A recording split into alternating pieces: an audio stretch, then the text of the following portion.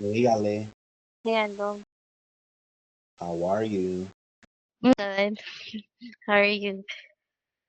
I'm okay.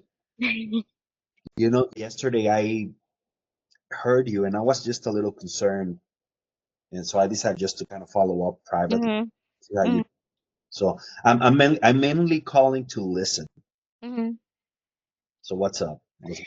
No, yesterday was just it wasn't nothing like with my job. It was just about like me- like my menstruation came and it was just Oh, got it, got it, and then like yeah, just mood swings.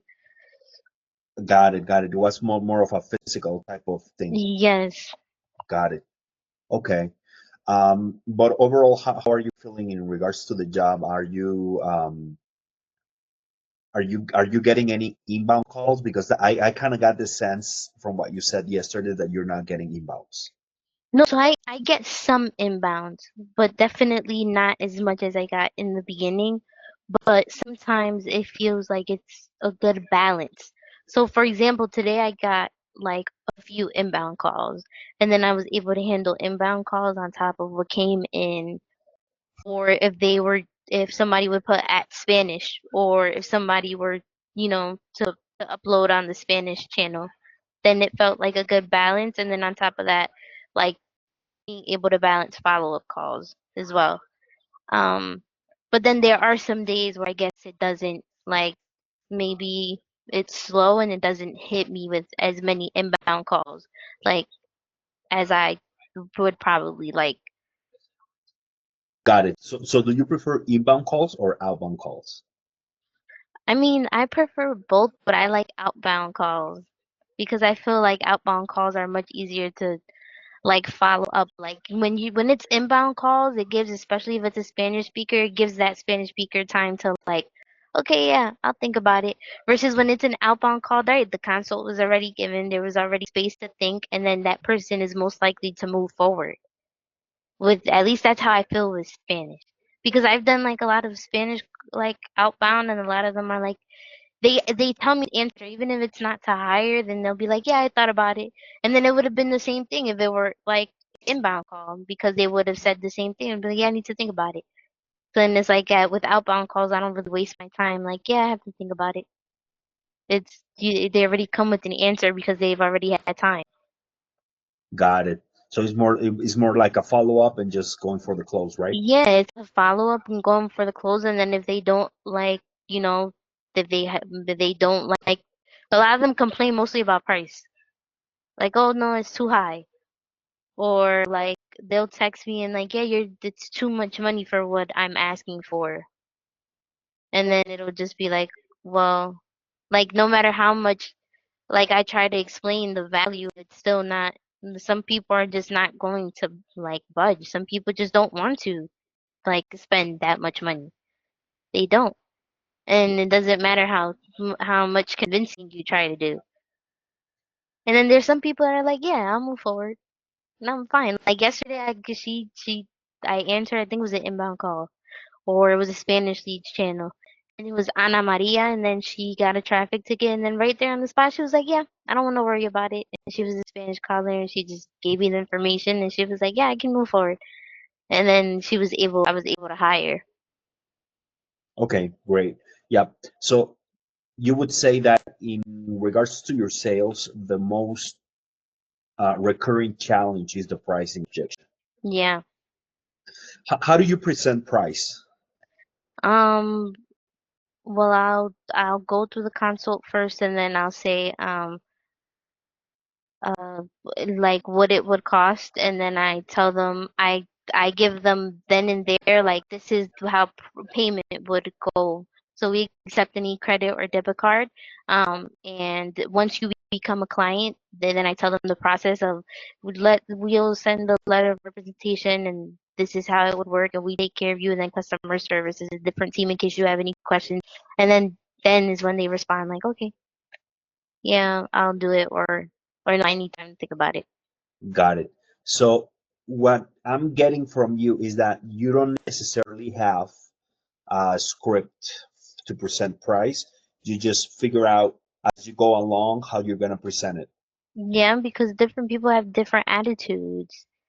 So it's like you have to go based on like what that like there's some people that you can tell when they're on the call that they don't like the price or they don't there's some people that are really quick that are like, yeah, I don't even want a consult. Like, can you give me a price?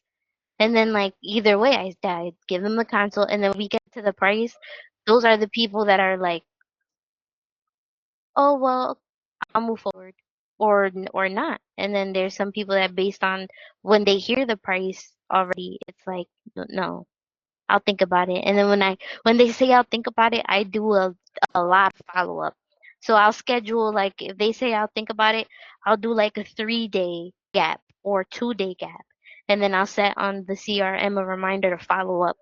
And then I follow up first through message and then I'll call them and then I'll call them regarding the price. Or I'll call them or like I just keep following up because I know okay, I gave that person at least some time to think about the price and then I'm gonna follow up until they give me some type of response. Mhm. Okay. Now, what do you think about the price? The price, well, for every ticket, well, obviously it depends on the type of ticket it is, and I think it's a good price because a lot of other lawyers are very expensive.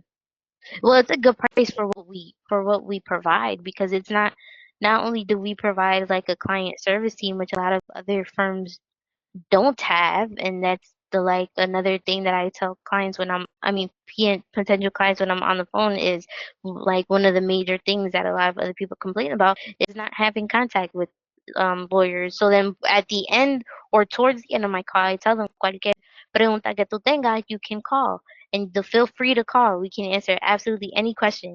We have a client service team for that. So I think for the prices for what we give and what we provide are they're good because we provide much more than just a lawyer who's going to go handle your ticket. Okay. Yeah. So people who want a lower price, Mhm. people who are concerned about the money could probably even do it on their own. You know, Yeah. it's like we could even charge, like if we try to charge what other beginning lawyers are charging, Mhm. like we would probably be out of business or we would probably be saturated by business. Mhm. But we cannot charge the same other lawyers that are starting out because obviously we've been like 20 years Mhm. into the business. So it's like that's what's worth the money, the 20 years, because you can talk all your game, but 20 years of experience, you don't you there's no way to acquire that overnight. Mhm. It's like going to the gym, it's like you got to do the reps to have that reputation, you know. Mhm. Um, so obviously everybody's gonna cry about the money, Mhm. but what I've noticed, Ale, is that sometimes we are generating those objections Mhm. when we create price. Now, with this, I'm not saying that all the customers will buy because you know what our closing percentage is. No. You know our goal for closing. Yeah, I think Jobin just that had just said it was about I think he said 65 or something like that. Our goal. I think so. So Yeah. so so nobody has told you what's your minimum goal for closing percentage For mine, I think it was above 50. above 50, right? Yeah. So how do you think we came up with that number? Like um like putting it was it like putting everybody like staff wise who does consults and seeing how much we could each get in terms of our percentage to then get to the goal percentage. That's correct. So it's not an arbitrary amount. It's based Mhm. on data, right? Mhm. That we have collected throughout the years. We know that it is an achievable goal to set ourselves a minimum goal of 50%. Mhm. So what does that mean? That means that half of them are not gonna buy, right? Mhm. But we have to focus on the ones on the 50% that will actually buy. So the thing is, how do we present the price effectively so we don't generate those objections. And let me tell you, the people who are doing good, Mm-hmm. they have a very specific way in how they present the price that is kind of almost replicable, that they do it regardless of the type of customer that they have. All right. Mm-hmm. Let me give you an example. Naomi, remember we're listening Mm-hmm. to Naomi. Naomi, before saying the number, what she will do is kind of create value to our pricing structure. What does that mean? So she will tell you, we don't charge on an hourly basis. So Mm-hmm. regardless if it takes months, we only charge one flat fare Yeah. of pa pa pa. Mm-hmm. So so, Mm-hmm. so just with that, it might seem so simple, but she's already anticipating an objection in regards to the pricing, and she's Mm-hmm. doing it consistently on every call. The thing is that when your method of presenting price varies too much, Mm-hmm. guess what? Your results are also gonna vary. Mm-hmm. So you kind of have to figure out a way of doing it consistently, and reminding yourself, on every call I have to touch on these particular points that help me with the pricing objection. You know what I mean? Mm-hmm. So that's one. Gassing it up that we only charge a flat fare that covers them from beginning to end, Yeah. regardless. Yeah. That's what towards the end of well, when I give the quote, that's what I tell them, like, this is, before I give the quote, I tell them, and this is a one-time flat fee that you're going to have to pay. And then I tell them, well, I just want to advise you that these cases sometimes take from 8 weeks up to a month, and not because of us, but because we work on the court's calendar. But regardless of however long it takes, this is a one-time flat fee, no interest charge, no anything else. You would just be paying this one-time flat fee for us to be able to handle your ticket, and then they just listen. Okay, now also it is very important that after you say the price, where you're gonna pause. Mhm. What does that mean? After you need to get their reaction, right? Mhm. Uh, but the reaction to what? Let me give you an example. For example, the way Naomi likes to do it, she will say, okay, it's a one-time fee of four, that covers you from beginning to Mhm. end. It's for 5.99, and that covers you from beginning to end. And then you will have the fees from the court, which nobody can do anything about. Yeah. And that's when she pauses. You see? So Mhm. so she's not pausing after she talks about our fees. She's pausing after she talks about their fees. Why? Because if the customer has an objection about that, there's a very easy way out. Like, regardless of the lawyer that you go to, you're gonna get these fees. You Mhm. see what I mean? So Yeah. you have to be very mindful in when you stop for for the cost, because that's what the customer is gonna be thinking about. For example, if you say it's gonna be 599 and you just stop there, guess what? They're gonna be like, oh, let me think about this and I'll call you back. Yeah. And then the salesperson will be like, is the price? Mhm. And me, that I'm listening to the call, I will be like, no, no, sir, it's not the price. It's the where you stopped. Mhm. Because some other people, what they do is they will say it's 599, that covers you from beginning to end. And after that, we will start working on your case immediately after you do the payment. We will submit it to the court so you don't go over your plea date. Um, Mhm. and with that, we will already start working on your case so you can forget about this. Yeah. Pause. Yeah. And now they're not thinking about the price. Now they're thinking like, oh, I just want to forget about this. Yeah. That's what I try to do.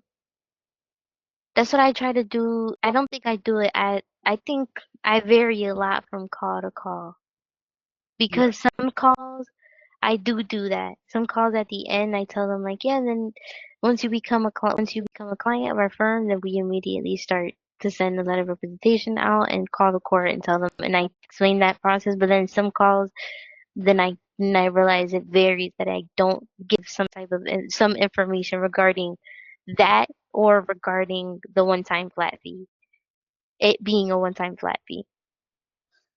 Yep, yep. So that I kind of want us to work on it. I know there's a lot of variables, but Mhm. the more you structure your calls, the more Mhm. predictable they can be. Okay. You know what I mean? Because Mhm. it's like going to the pharmacy store, but one day you take this street, the other day you take this street, the other day you take this street. So you're gonna encounter different challenges. Yeah. But if you always take the same street, you already know, oh, okay, there's this stoplight. It Mhm. could go green, it could go red, but I know what to do if it goes Yeah. green, and if it goes red, then I'll do this. You know, Yeah. I'll turn left here. You know, so if you have that straight line in your sales, you know, like, oh, okay, they might say A, B, or C, but guess what? I'm already prepared for A, I'm already prepared for B, and I'm already prepared for C. Mhm. Because I always take the same road, you know, Mhm. rather as opposed to I'm gonna try so many different approaches, and then they're coming up Yeah. with things that are making me think on the spot, and then my results are also gonna be a little bit unpredictable. Mhm. So what I will do, Alec, I will start checking on how you're presenting price, Okay. and I want us to actually come up with a bullet point structure. Like Okay.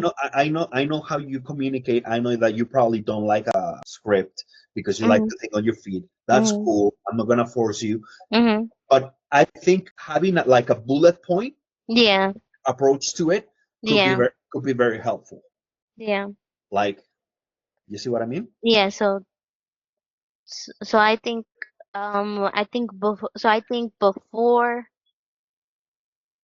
before presenting the price, I should talk about, like, it's a one-time flat fee. So one time, no, yeah, one-time flat fee. And then, oh, one-time flat fee for the duration of your case. And then go into how much that can, like, take, how much the case can take. Maybe like 8 weeks in the duration of case. And then I can go into, um, like, no, but see, that's where I get confused. Like, do I pause? Like, do Eh, I give a pausing time? yes, but the important part is that you gotta do it so subtle that it doesn't feel like you're trying to get a reaction. Okay. However, you are trying to get a reaction, Yeah. but you don't want to make it seem like you are trying to get a reaction. Yeah. You have to be so quick in hearing the reaction, very quick. It's a split second, Ale. I know you're very quick in thinking on your Yeah. feet, so Yeah. you will have no problem. So as long as as soon as you hear like, that's it, that's all you need, that's Okay. all you need to read the little, uh-huh, Mhm. because And then if they go like, uh-huh, that means that they're not scared about it. yeah. And then I go into patient life here. And then I'll go into what we do after when they become a client. So Exactly. as soon as you become a client, then I tell them about the letter, sending out the letter of representation, and talk sending out the letter of representation as soon as they become a client, and talking to the court to let the court know they're not representing themselves, they'll be representing themselves. I mean, we will be representing them in court. Exactly. But the important part about this phase is that you want Mhm. to make it sound so easy. Yeah. But because sometimes if we start talking about letter of representation, they're like, what the heck is that? Yeah. So the tone that you need to say it is, and after that, all you do is send the letter of the letter of representation, and that just gives us the ability to represent you in court, and that's it. It's super simple. Like the purpose of that is to get them to visualize themselves already going through the finish line, and Mhm. it was so smooth, so Mhm. seamless and simple. Mhm. You see? Yeah. No, because if after that you make it seem so confusing, now they're like, what did she Yeah. say? You know what? Let me just think about it. Mhm. All right. Mhm. So there's already that clear structure. How about we give it a shot right now, Okay. like a little mock call? Mhm. So then I would tell you, so then you would come to me with the ticket, and then okay. All right, and you finish already your presentation, Mhm, your consultation. Now mhm, you're gonna transition into the price. So go ahead. okay. And then just before I give you the price, I just want to advise you that this is a one-time flat fee that you're going to be paying for the duration of your case, okay? These cases may take from 8 weeks to a month, and not because of us, but because we work on the calendars. I mean the court calendars, okay? Mm-hmm. Okay. And then as soon as you become a client, that would mean that will that we will handle it. No, see, that's where I get confused. Okay, great, great. It's great that we're practicing it right now because it doesn't matter if you make a mistake, you know? Okay. So now for the first part, what I would recommend Mhm. when you're talking about the one time, Mhm. I would make it sound like this is why it's so good, you know? So it's also in how you emphasize it and how you say it. So for Okay. example, let me give you an example. Mhm. So there are other, so we do not charge hourly at all because this might take months, Mhm. but you don't have to go to court. We only charge you one time flat fare, and that covers you throughout all court appearances that we will be doing for you, without you having to even show up. So it's only a Okay. one-time flat fee, no hidden costs. Mhm. Okay. You see, Yeah. but if you notice the tonality and the way I emphasize it is what makes it sound like, oh, okay, it's only one time. You know, Yeah. that's it. Okay. The one time flat fee, no hidden costs. Okay. And then I wait for then I wait to hear the reaction subtle. And then I go into like what would happen if when as soon as they become a client. That's right. And then so I would say what like because I want to make it like as easy as possible too for them to visualize like what would happen as soon as they become a client. So maybe I shouldn't use like a letter of representation because I feel maybe a lot of people don't know what that does sound complicated Yep. when I put it that way.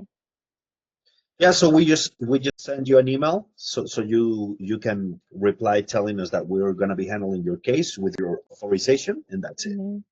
Just imagine you're explaining it to a 5-year old. Okay. You know what I mean? So Mm. that's when it becomes a little challenging, you know, because simplifying usually takes a little bit of work. Yeah. So okay. And then once you and then so I would say like and once we take payment, that means that all we'll have to do after this is I will send you an email and within that email you would just give us authorization for us to handle your case. That's it. No. That's it? Yeah. I mean, if you feel like it's not your style and you want to do it some other way, that's fine. Mm-hmm. Just make sure you keep it simple. All Okay. right? Okay. Because that's the purpose, that so that they picture themselves walking through the finish line and it was so easy, you Okay. know? Okay. Yeah. I think simplifying is what like it's hard. Got it. Yep. Eh, and this is why scripting is important, right? Because it doesn't mean that you will be reading this verbatim, Mm-hmm. but once you put it in writing, it will be clear in your head. Yeah. So the script is for you, so you can see your thoughts in writing and organize them in writing.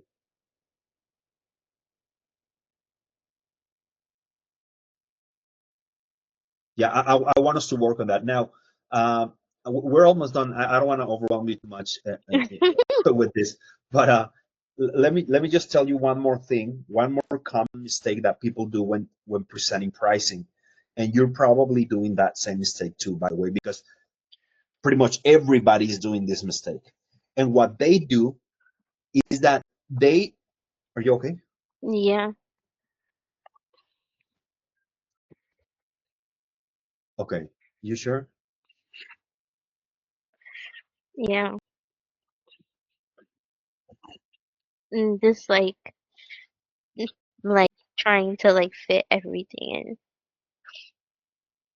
in at the same time. It's like overwhelming. It's not the conversation that's overwhelming.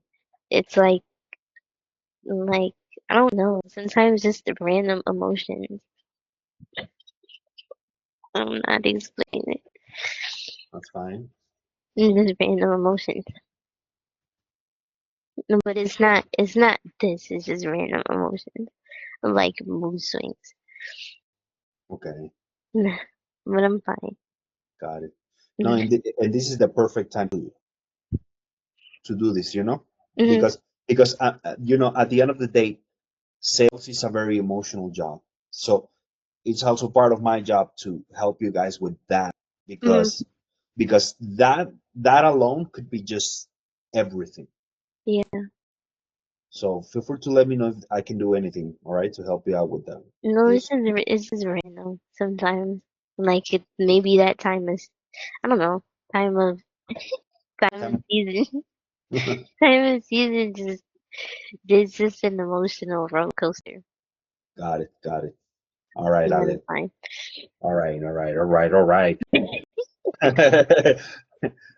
um, sorry, it caught me off guard a little bit. No, it's okay. Um, I don't even want to talk about it no more. No, no, it's not. It's really not this. It's just random sometimes. But it always happens around this time of the season.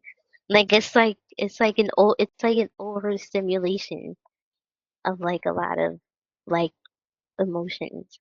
And Mhm. sometimes I think the only way my body knows how to react is that way. Got it. Well, usually after that happens, we feel a little bit more relief. Yeah. But yeah. All right, cool. So I'll just give you one more Mhm. thing, and I promise that's it. I'm not going to overwhelm you anymore. But this is so important Mhm. that I have to bring it up. Sometimes people will present the 10% and the payment plan right away. So, oh yeah. Yeah, I do that a lot. Like sometimes based on like if I hear like on the other side of the phone, like I don't. Sometimes you can tell when they're like, oh, that may be too much, or when they're gonna like ask, like, oh, but okay, that's a lot, but is there a way I can pay it in installment? And then that's when I go into like, but sometimes I do it before too, which I don't know if that may be like detrimental to the console. Yeah, yeah, because that's what I'm saying. Like people are like, it's just the price, man. That's why they don't want to buy. I'm like, okay, but are you doing this? No, I'm not. Like for example, Leo, he's not to put him on spot, but he was like, "Oh, it's 700, but you can pay it in two payment plans, and if you pay it at once, we give you 10% off." No, no, no, mi compa, no le eche toda la carne al asador, mijo. Yeah, sometimes I do that. Sometimes I do that. Yeah, it's like, do you know what alambre is? It's Mexican food. Yeah, Yep, I've heard about it. Yeah. So alambre is pretty much steak, Mhm. pimiento Mhm. rojo o pimiento morrón Mhm. y cebolla, all Mhm. right, and onion. Mhm. So there's a specific way of cooking it, right? Mhm. First you want to do the veggies, right? So Mhm. they dry up a little bit. Mhm. Then you want to do the meat, right? Mhm. And after that you throw in the cheese Mhm. because if you put the cheese first, then it's gonna burn. So there's Yeah. there's an order for it. You don't just put the meat, the vegetables, and the cheese all together and blah. No, no, no, no, no. You do it one step at a time. All right. Yeah. And there's a very specific reason for that, Ale, because people like to hustle. Yeah. And it's cool. I mean, we're all in the game. We're all trying to save money, right? So Mhm. why not give them that opportunity to feel like they won? Yeah. I mean, all we gotta do is present a little different, oh, Mhm. bump it up a little bit with the payments, right? So Mhm. It's 10% more, right? When you do it with payment. What's the total? It's 10%. Is it up 10% upcharge with the So payment plan?